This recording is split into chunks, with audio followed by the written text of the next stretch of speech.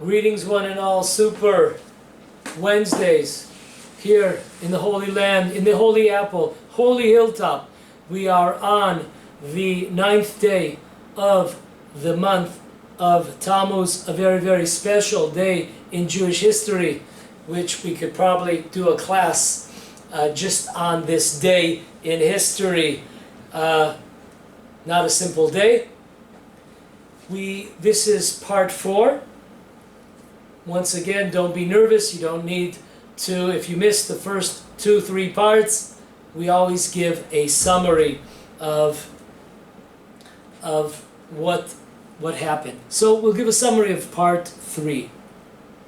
Title of our class today is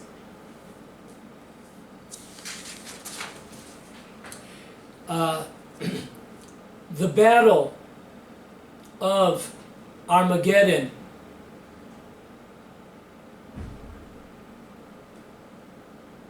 We have overlooked. Once again, the Battle of Armageddon that we have overlooked. Okay. Let's take it. Last week's class, we brought in 10 new points about the Tower of Babel and King Nimrod. Amazing points. How this was the highest tech, this was so sophisticated.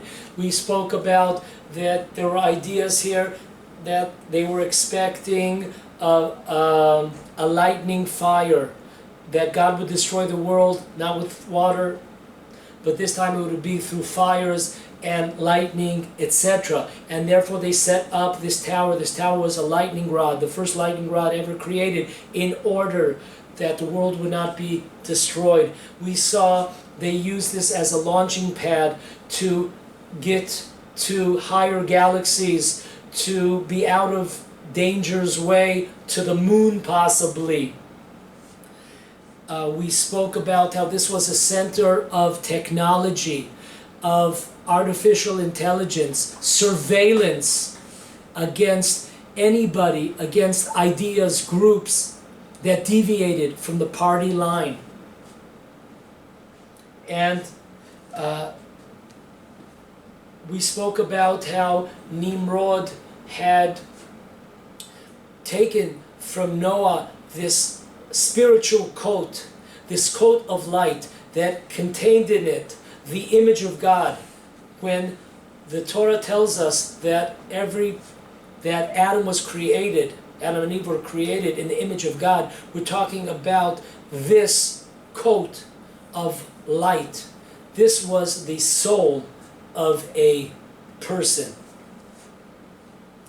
So he had these tremendous secrets with this coat. It contained it contained the soul which made a person godly, and it contained the first light of the world, which was we were able to see all the events in all of history happening, thousands of years of events of history. So he utilized, Nimrod and his generation, they utilized all these tremendous powers, godly attributes. They unfortunately used it for evil, for transgression, for sins, to become haughty, and almost brought destruction to the entire world. Okay, part 4 with God's help. We mentioned a point last week that the battle of Nimrod and the generation of Babel, the battle was against Jerusalem, against the temple of God. Amazing. Today we're going to look a little bit deeper. We have here a tremendous battle royal that is happening right in front of our eyes. It is the Tower of Babel, the Tower of Nimrod, versus the Tower of David, of King David, Jerusalem, the temple. Tower versus tower. That is what it's all about. Let's look. What does this mean?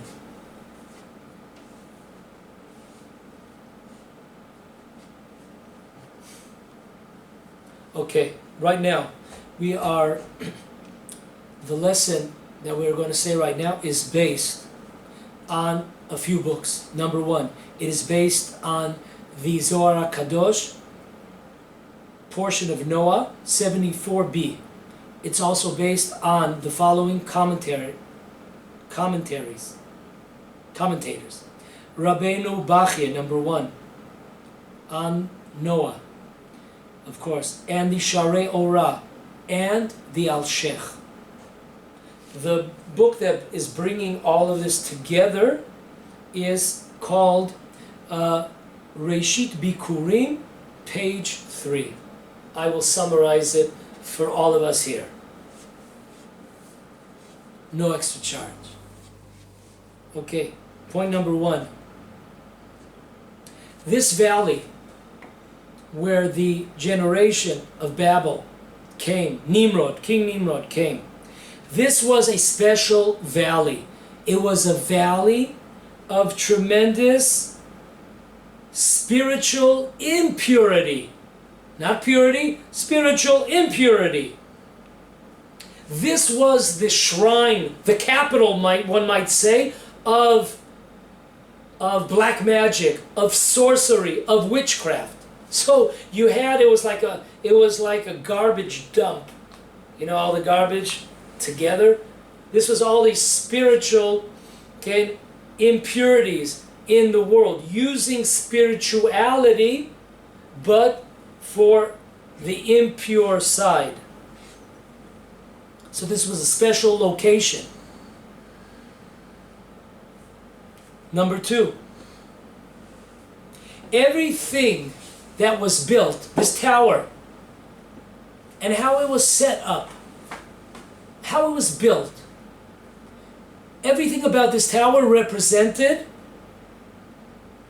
a fight, a replacement theology against Jerusalem, against the temple, and against God. Replacement theology. Amazing. We spoke. Jerusalem, temple, didn't exist. Once again, we're not talking about a regular person. We're talking about Nimrod. He's able to see from one side of the world to the next. He has this coat, the coat of light. He still retains his godly image. He's very close to God. He has, so to speak, godly powers on a high level. All of us here, we also have godly powers. We are able to procreate.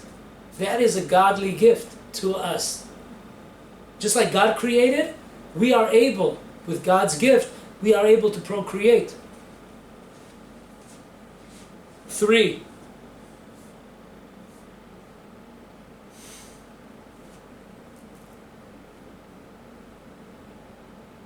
This Tower of David, according to the Tosfot, the complete Tosfot on Shir HaShirim,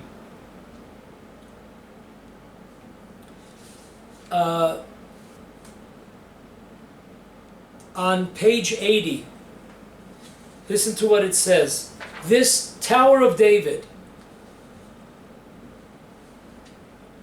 this was, the Tosfot tells us, this was the temple. This was the Beit HaMikdash.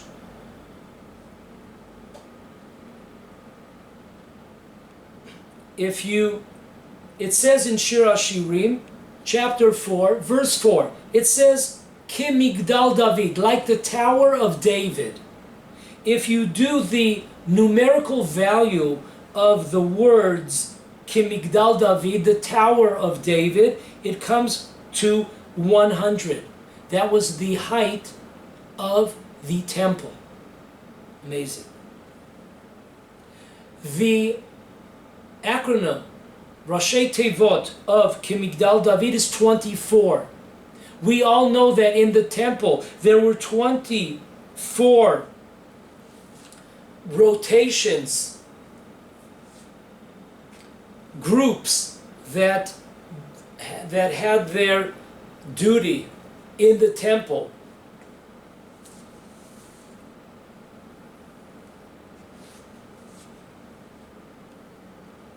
In their rotation, there's a weekly type of rotation, bi-weekly.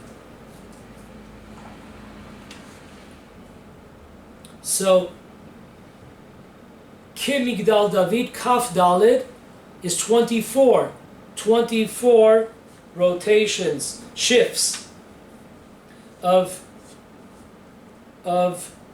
volunteers in the temple. Okay. So we have the battle royal, the Tower of Nimrod of Babylonia versus the Tower of David, that's Jerusalem, that is the temple, the Beit HaMikdash.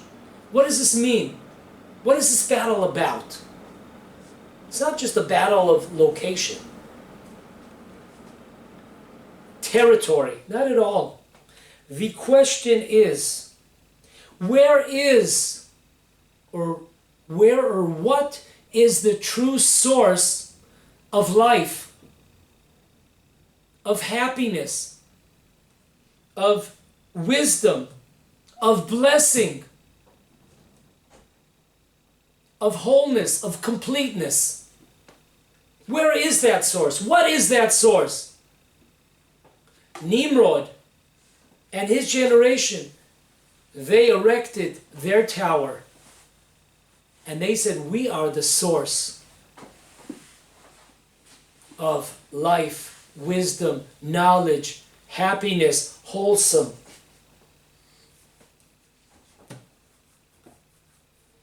God creates everything in this world is like a coin. There are two sides. There's a holy side and an unholy. There's a pure and there's an impure side. So the holy side, the pure side, was the Tower of David. This is the source. The temple, God, Jerusalem, the Torah. This is the source of completeness, of wholesomeness, of happiness, of wisdom, of knowledge. That was the battle royal. And that, folks, is the battle royal today. What is the source of knowledge, of wisdom, of beauty, of life, of happiness, goodness, blessing? That is the battle. Step 4.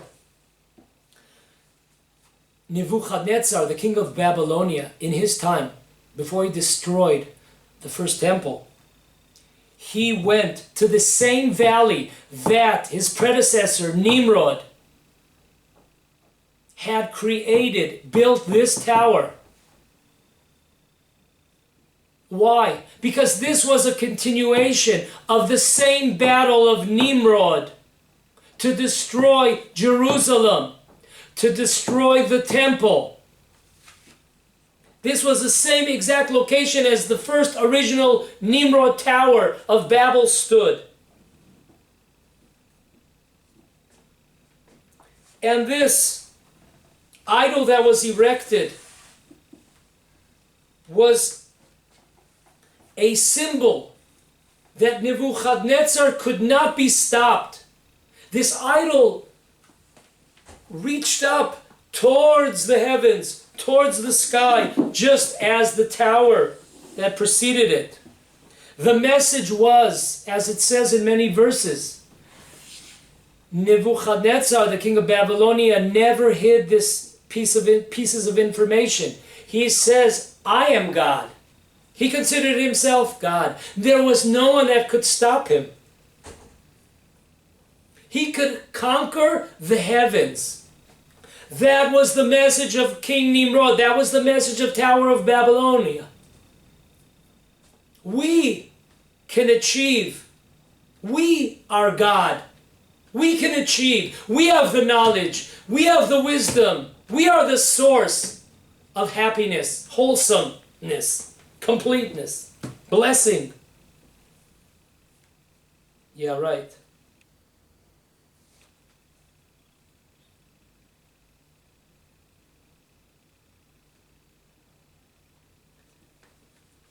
Next, King Nebuchadnezzar, when he set up this idol was, as we explained, it was a replacement. Not a replacement. It was a continuation. There we go. This idol was a continuation of Nimrod's tower. It was the same exact location and the same exact message. Talmud tells us that this idol had a voice. Once again, this was the highest of highest texts. Had a voice.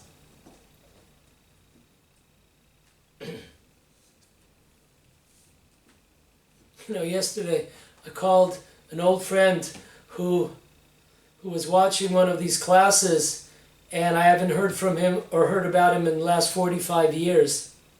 So I called up his office, so of course nobody answers, just have a machine, like a voice. So they say the name of the person you're looking for. So I said it.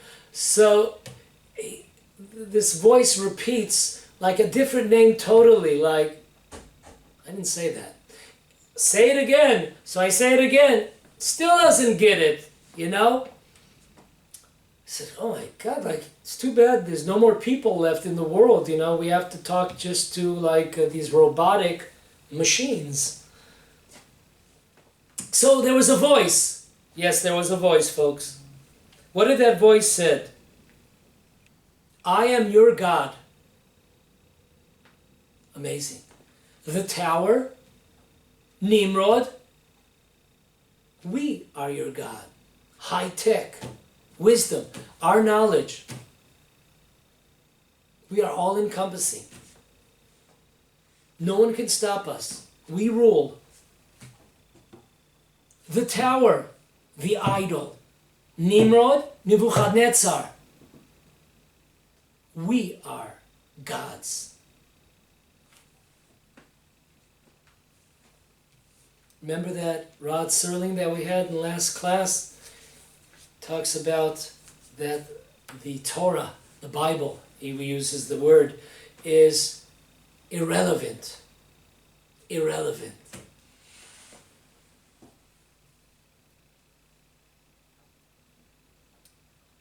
Because now we have our high tech, and that is our God.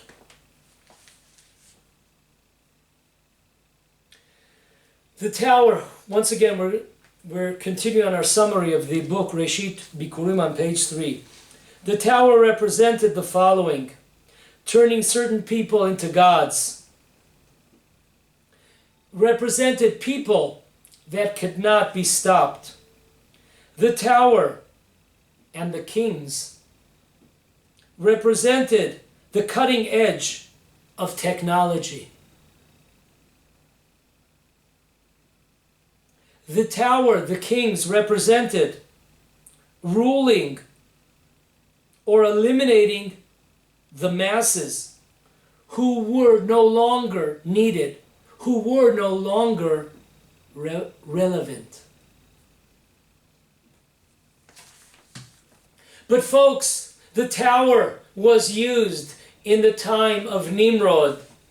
The tower was once again reincarnated, recreated, this time not in a tower form, but in an idol form, a statue form, in the same location by Nebuchadnezzar. It will once again be reincarnated in the time of the Armageddon, in the time of Gog and Magog. Why? As it is written in the book Otzrot HaTorah, on portion of Noah, page 94. It is written, based on the Talmud of Sanhedrin 109, side A, 1/3 of that tower was destroyed in the time of Nimrod and the generation of this dispersion.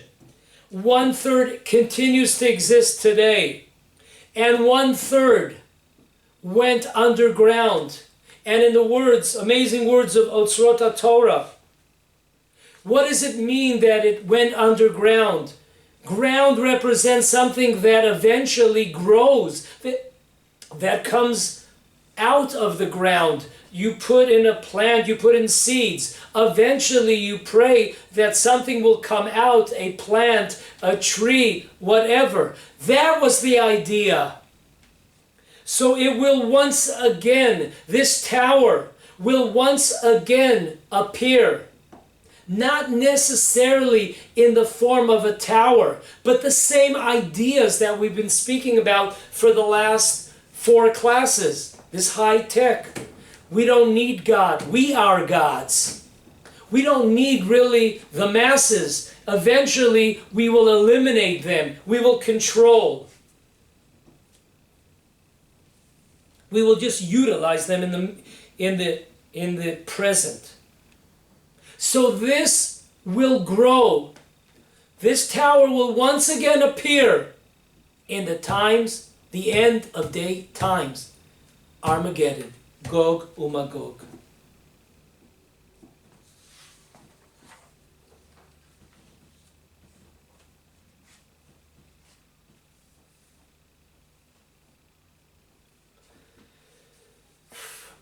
The Holy Shlah writes in portion of Noah, listen to this. King David rectified the sin of the generation of Babel. Once again, when we talk about rectifying a sin, we're talking about a certain degree. Because if he rectified the entire sin, then there would be nothing left to rectify. But he rectified it in a certain degree. 2. In the generation of the Tower of Babel, they were experts in using God's name in building a tower of impurity. They used this technical advantage that they had, this spiritual wisdom that they had. They used it for impure purposes and goals to fight against God. It's like God created a person, and a person uses his wisdom that was given to him by God, his hands, our legs, our eyes, our ears, and we go against the same God that for every second he is keeping us alive and allowing us to speak, to listen, to hear, etc. So King David comes along and he rectifies. He uses God's holy names, this time to build a tower, a temple of purity, of holiness, of spirituality, of wisdom, of knowledge, understanding, completeness, wholeness. Tower versus tower.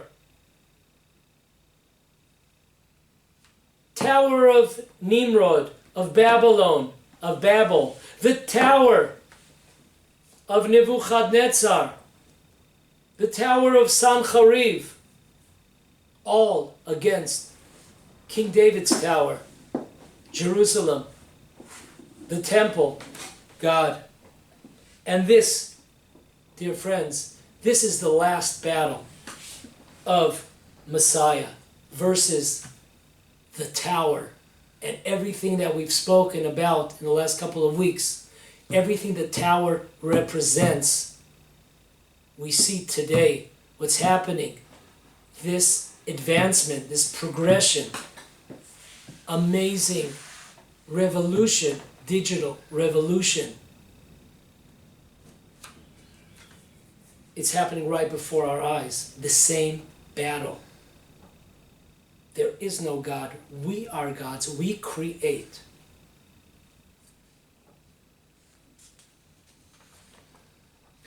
Okay, folks, put on another seatbelt here. We will see now more sources. We're going to hit it out of the park here. We're going to slam dunk it.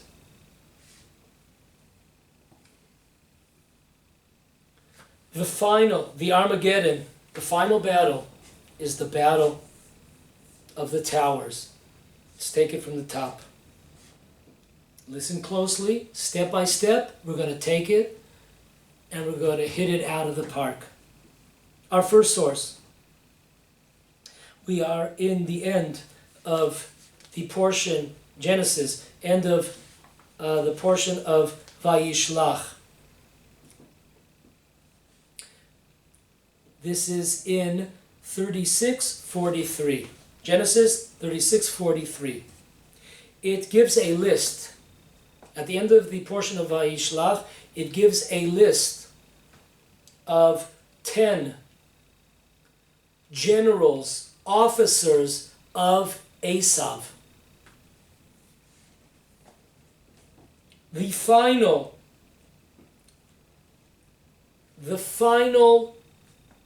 general of Esav, Esau, is named Magdiel. Very interesting name because it sounds very close to the Hebrew word Migdal. Magdiel, the Tower of God. But maybe we're reading a little bit too much, but we're not. Listen to this. Rashi, the tremendous great commentator on the Torah, the written Torah and the oral Torah, he writes on spot. You know who this Magdiel, this tower, is? This general called the tower? This is Rome. And let's get one thing clear. As Nachmanides, the Ramban, says in his book, Shara Gmul, when we talk about Christianity, Rome and Esav, all the same. Okay? So I'm not going to go and say Rome, Esav, Edom, Christianity. Not going to use all four, but they're the same. So this Magdiel is Rome, etc. Now, the Rabbi of Gur, in the book Ari Mistarim, page 53, says an amazing line,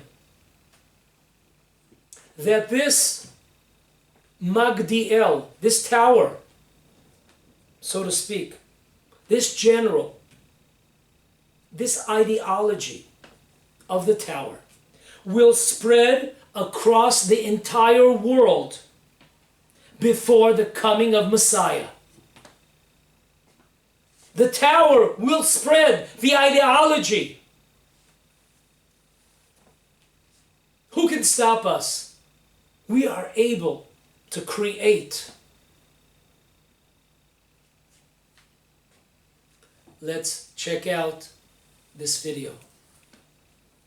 AMBS Architects has proposed the 1,152-meter tall skyscraper for Iraq's Basra province, which would surpass Jeddah's Kingdom Tower and Dubai's Burj Khalifa to become the tallest building in the world. Composed of 4 conjoined towers, the broad tower's 230 stories would be topped by an 188-meter-tall antenna. This would make the structure 152 meters higher than the planned height of the Kingdom Tower, designed by Adrian Smith plus Gordon Gill Architecture and currently under construction in the Saudi Arabian city. The world's tallest building title is currently held by Dubai's 830-meter Burj Khalifa skyscraper, also designed by Smith & Gill while working at US firm SOM. AMBS architects' broad tower would be surrounded by a glazed canopy on its south facade, referred to as a veil, and designed to offer shade to the complex's low-rise buildings and public areas. Basra is located in the south of Iraq, and is a rapidly growing business center. The building takes its name from the local area, the Pride of the Gulf. The structure's three other towers would measure 724 meters, 484 meters and 61 meters, respectively. The Pride is designed to house offices, hotels, residential areas, commercial centers, parks and gardens, and even its own rail network across the 1,550,908 square meters of floor space. Breaking the 600-meter height mark, the tower would fall into the category of megatall. Towers over 300 meters are known as super tall. Okay, we're back.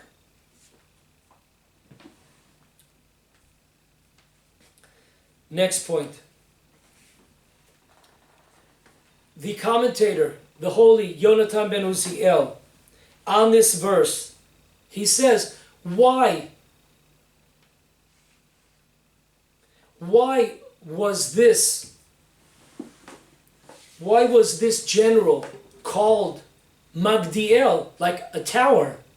You know why? Because where this person lived, Magdiel, there was a tremendous powerful tower in that city. And that's why they called this person in the name of the tower that ruled over this city. Next step. It says in two places. First, it says in the Talmud, Tractate Sanhedrin 106, side B. It said that Doeg Ha'adomi, either from Male Adumim, our rabbis say, or we'll get into why was he called a name of Esav, the red. Doeg, the red one. We'll get to why he was called that. But first, it says in this tractate that he knew 300 laws or ways. There must be 300 ways of the flying tower. What is this flying tower? In the Mishnah of Aholot, first chapter, fourth Mishnah, it talks about a flying tower. Migdal poreach ba'avir. So, Doeg, he knew 300 laws pertaining to this, I guess, flying saucer. So, Rashi brings down a few opinions. What does it mean, a flying tower? Rashi brings in the name of Rashi's rabbi. His name was Rabbi Yaakov Bar Yakar. He brings in his name that Doeg was able, via black magic, witchcraft, sorcery, he was able to take this tower and aviate it into the sky. Sounds familiar, eh? From the days of Nimrod. That's according to the first Rashi. Rashi, in a different place in the Talmud, listen to what he writes. Rashi in the Tractate of Chagiga, page 15, side B, he writes there that he knew 300 ways of the Tower of Babel. So when we were connecting this flying tower to Nimrod, we're not taking it out of the air, pardon the pun, but we're well versed here. We are with Rashi here and the other commentators that we've mentioned. So this is an amazing thing. Rashi says, Doeg, the red Doeg the red, he knew 300 various ways of how the generation of Babel put this tower together, because it was such an unbelievable high-tech experience, the tremendously sophistication. Or if you remember in the words of Ben Yoyada, they knew aviation, they knew in those days, and it was lost. This science was lost over generations and generations, over centuries. Okay, listen to this, the next step. You got to pay attention here, you got to keep focused, because each one leads into the next. Our next point. In Shocher Tov, a book by our sages on Psalms, on Psalm number 52, paragraph number 4, our sages give us various reasons why Doeg, who was a tremendous scholar, he was one of the heads of the tribunal court of the Jewish people, but he went sour. He used his tremendous knowledge for evil. So they give various reasons why he was called the Red One. One of the reasons is that we know that in the Torah, King David was called also red. He was red hair. So Doeg, as we see in the Tanakh, in the Torah, Doeg many times tried to kill King David, the red-haired person. So there's something, that's why he's called red. Not that he is a member of Rome or Esav or Edom. No, he is trying to eliminate David, King David, who happens to be redhead. Now this is going to be very important in 1 minute.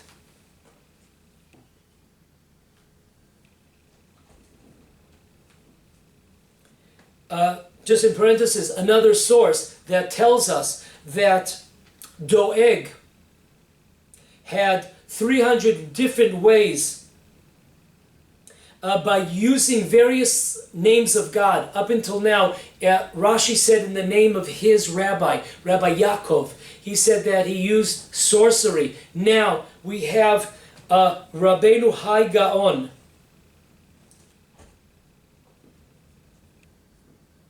Rav Hai Gaon, he writes on the Tractate of Sanhedrin 106. He writes that Doeg knew 300 different ways by using God's names, letters of God's name, to build a flying tower. Okay? Flying tower. Amazing. Now this one is really slam dunking here.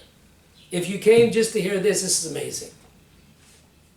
This is in a book called Oil Simcha, page 67, by Rabbi Iser Dov Cook.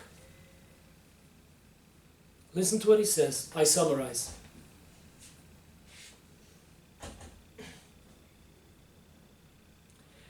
There were 10 exiles of the Jewish tribunal court, the Sanhedrin, in the times of the Second Temple. However, these 10 exiles of the tribunal court were not just limited for the period of the Second Temple. Actually, they continue there are 10 stages of exile throughout the remainder of Jewish history until the time of Messiah. The last exile is connected to the last general of Esav, of Edom, named Magdiel. The tower of God. Rome. Christianity, Esav. Doeg was connected to towers. He was connected to these towers. How's that? The numerical value of Migdal is 77. The numerical value of Ez, a he-goat, is 77. Ez, Ayin Zayin, 77. We know that on the holiest day of the year, on Yom Kippur, we bring 2 he-goats. One represents the Jewish people that is taken to the temple in Jerusalem, and one is pushed off the Rocky Mountains, no pun intended, Rocky Mountain High. This represents Edom. This represents Esav.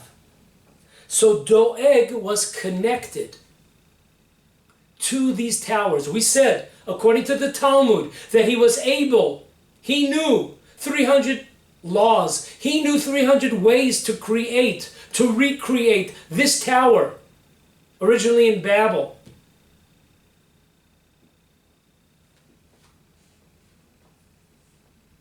But here, listen to this one.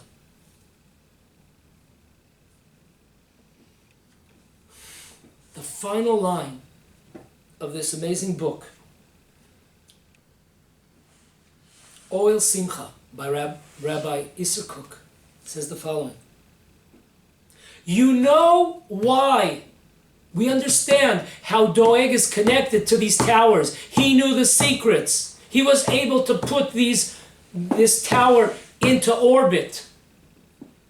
He knew all the secrets of Nimrod and that generation put into this tower.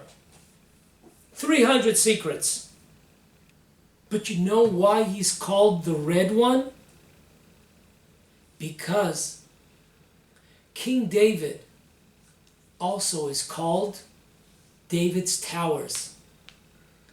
And Doeg was trying to stop the coming of King David, the Messiah of King David.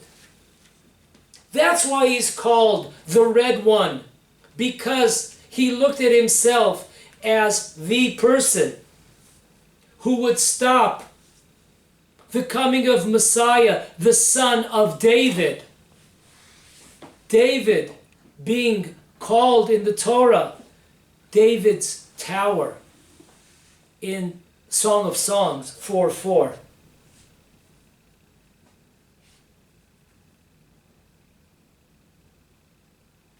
So Doeg tries to stop King David, represented by his knowledge of the towers. He's trying to erect the Tower of Impurity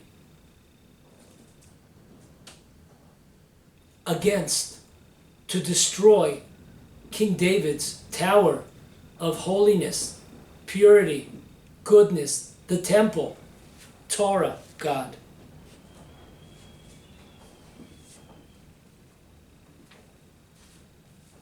The Ramchal continues. The Ramchal in his book Adir Bamarom on page 61. Listen to it closely. He says the following,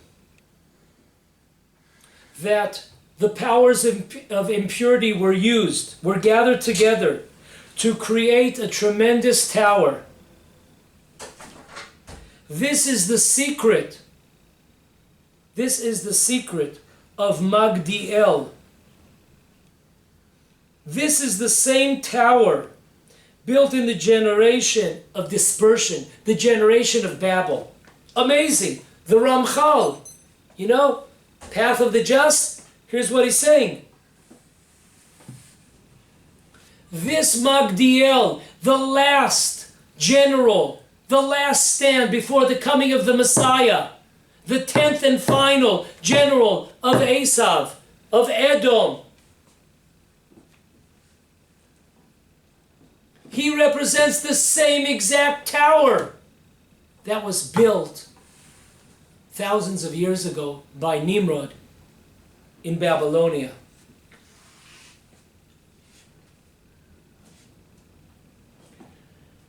Talmud tells us in Sanhedrin 109a that the air surrounding this tower of Babylon made one forget the Torah.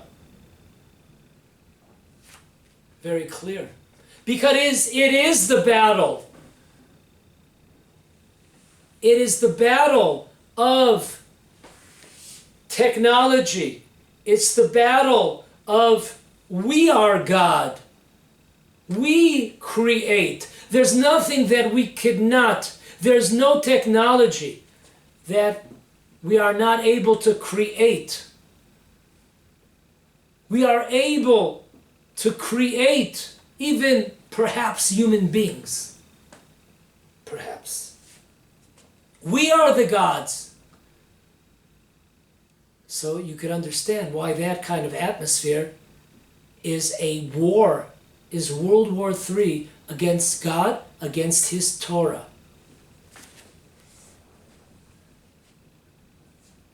The prophet Malachi says, chapter 1, verse 4, they will build a tower and I will destroy it. The prophet Malachi looks in the end of days and he looks out and he sees this tremendous high-tech progression, technology, science, biology, all coming together. They will build the tower. The untouchables. We rule. We are the gods. We don't need the Torah. We have our guiding light. We have our principles.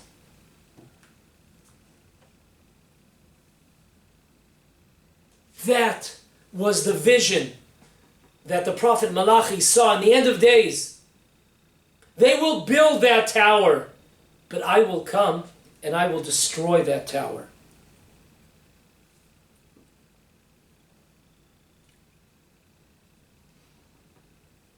How do we destroy that tower, folks? What is the prescription? Listen closely.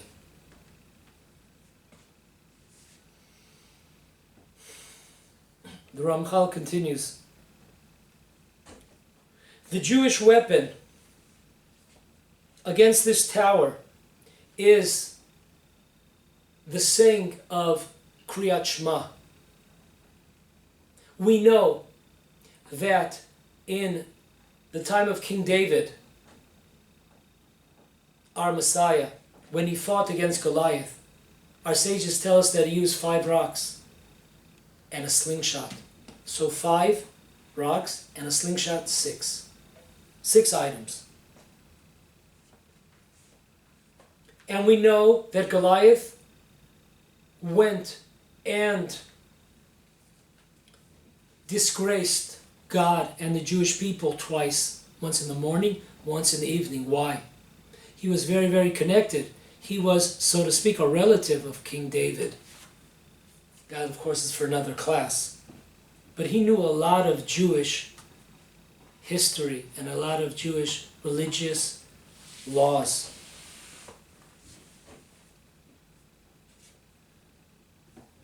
So, why did he do that? Why did he profane God's name in the Jewish people twice a day, morning and night, in order to try to stop them from saying the Kriyat Shema prayer, which we say morning and in the evening?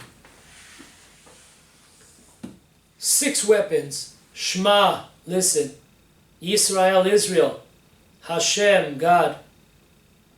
Elokeinu, our King. Hashem, God. Echad, 6 words. 5 stones, 1 slingshot.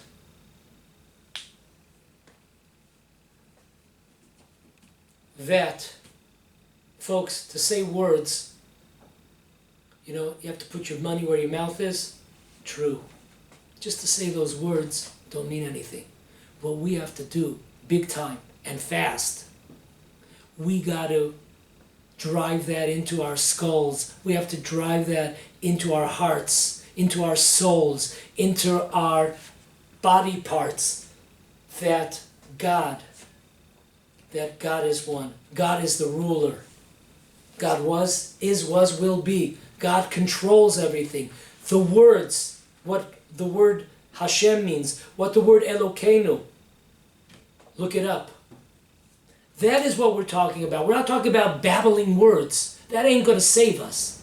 To live that kind of life, to really believe it, to stand up and be counted with this ideology, that destroys, according to the Ramchal, Rabbi Moshe Chaim Luzzatto, this destroys the tower of impurity.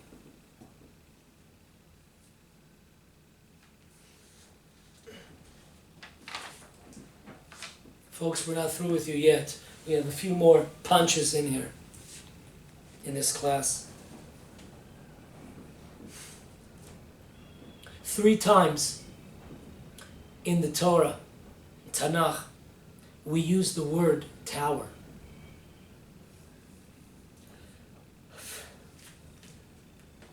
From the period of Jacob. Not talking about the original tower. 3 times. The first time we use it is in the book of Genesis, chapter 35, verse 21. It says there that Jacob took his flock and he traveled to a place called the Tower of Eder. Tower of his flock. Listen, once again, the word tower. Yonatan ben Uziel, amazing, his commentary on this verse. Listen to what he says. This place, the Tower of Eder, will be the place where Messiah will be revealed in the end of days. Look it up. 35:21, Genesis. Amazing. Everything, this tower represents King David, the coming of Messiah. King David is called the Tower of David. Represents the Messiah.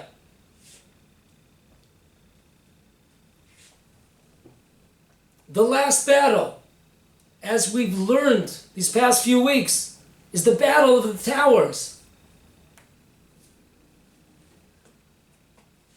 This is where the Messiah will be revealed in a place called the Tower of Eder. Second time, of course, we already mentioned. That is in the end of the portion of Vayishlach, 36:43. Magdiel. There once again, this is Rome. This is the last representative of the Roman exile. This is the last battle. The tower, the last battle. His name is Tower. Magdiel.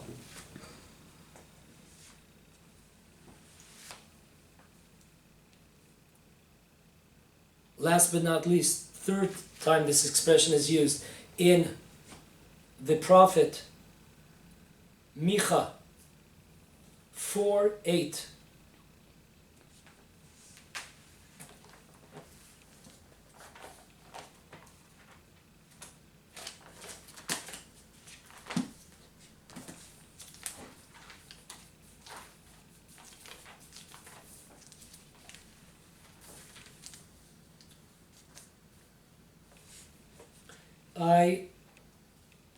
In English, and you, Migdal Eder, Tower of the Flock, Ophel, of the daughter of Zion, they will come back to you, and the original kingdom will arrive, the kingdom of the daughter of Jerusalem. Once again, a verse in the prophet of Micha, Mika maybe in English. He's talking about, he uses the expression tower, and it's talking about the final redemption. Yonatan ben Uziel says on this verse, the Messiah of Israel is likened to a tower and has yet to appear to save Israel due to their sins. However, his kingdom will come soon. Every time we use the expression Migdal, the tower, we're talking about Messianic, we're talking Armageddon, we're talking about Gog Umagog. In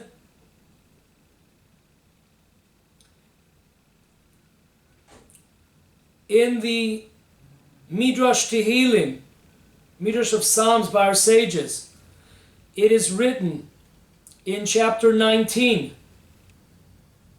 In this book, it says that the Messiah is called Tower. And if you do the numerical value of the Tower of Eder, and you count the 7 letters, Migdal Eder, 7 letters, and the numerical value, it comes up to the numerical value of Messiah.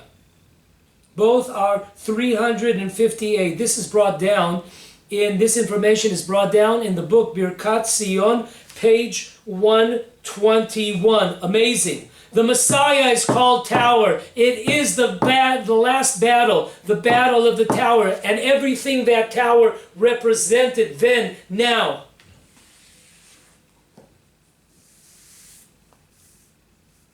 Last but not least, in the book Terachem Tzion, page 59, he makes a tremendous observation.